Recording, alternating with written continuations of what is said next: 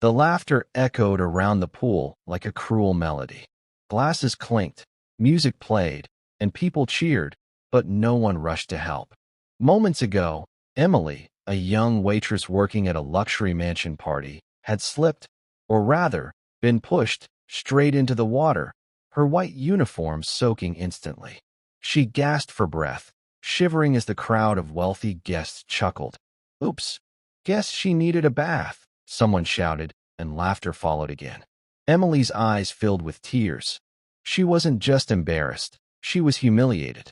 This wasn't the first time someone had mocked her for being just a waitress, but tonight it hit harder. She had worked a double shift, missed dinner, and was only there to earn a few extra pounds to pay for her younger brother's school books. She climbed out of the pool, dripping wet, clutching the tray that still floated beside her. The manager scolded her quietly. "Emily, go dry off. You're making the guests uncomfortable." Uncomfortable? She wanted to scream. She was the one humiliated in front of dozens of people. But she didn't say a word. She turned and walked away, head low, not realizing that someone among the guests had been watching everything and wasn't laughing. At the far end of the pool stood a man in a simple black suit. No flashy watch, no glass of champagne. He blended in, but those who truly knew power might have noticed him. He was Alexander Reed, one of the youngest billionaires in the country. Known for his quiet demeanor and sharp mind, Alexander had built a global tech empire, but he hated arrogance. He had come to this party only because the host, an influential business tycoon, wanted to discuss a deal. But as Alexander watched Emily's humiliation unfold, something inside him turned cold. He noticed the man who had pushed her, a tall guest named Ryan, laughing loudly, showing off to his friends. Alexander clenched his jaw. "So this is how they treat the people who serve them," he muttered under his breath. As Emily disappeared behind the service corridor, Alexander followed, not for pity, but because he wanted to see the truth behind her silence. Emily sat in the corner of the staff room, trying to dry her hair with a paper towel. Her hands trembled as she held back tears. A knock on the door startled her. She turned to see the man from the party, the one who hadn't laughed. "Are you all right?" he asked softly. Emily blinked, unsure how to respond. I'm fine, sir. Just doing my job." Alexander stepped closer. Doing your job shouldn't mean being disrespected. His tone carried something different. Respect. Empathy. She finally looked up. "It happens all the time," she said bitterly. "People think wearing a uniform makes you invisible." Alexander's expression softened. "What's your name?" "Emily," she replied quietly. He smiled faintly. "Emily.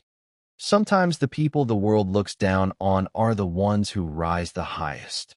He asked her about her life, and slowly she opened up, about her brother, about struggling after her father's death, and how she dreamed of becoming a graphic designer but couldn't afford the courses.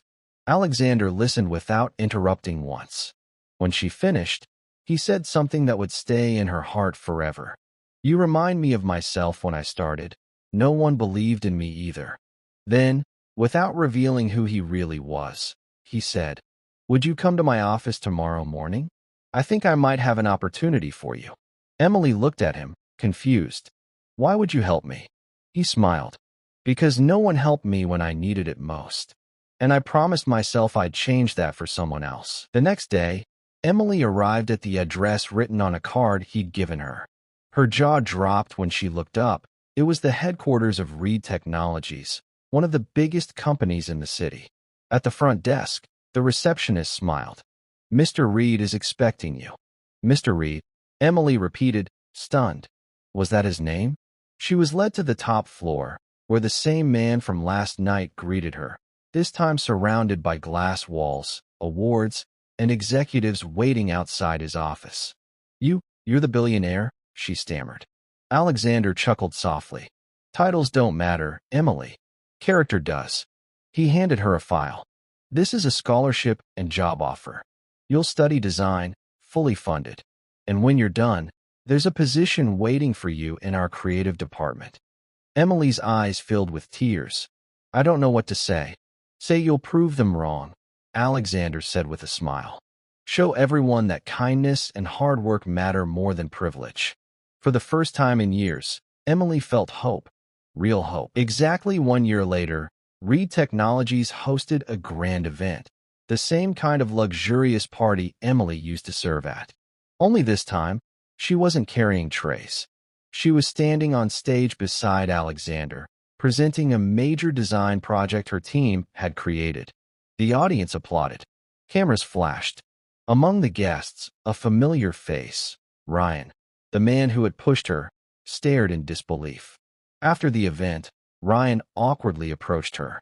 Hey, Emily, remember me? She smiled politely. Of course I do. You taught me something important. He looked puzzled. What's that? She looked him straight in the eye. That laughter fades fast, but kindness lasts forever. Alexander, standing beside her, nodded proudly. The crowd clapped as he announced her promotion, head of creative design. That night, everyone saw something they'd never forget. The same girl who had once been laughed at by the pool now stood tall, confident, and respected, all because one man chose empathy over ego. And as the lights shimmered and applause filled the hall, Emily whispered to herself, sometimes life pushes you into the water just to teach you how to rise.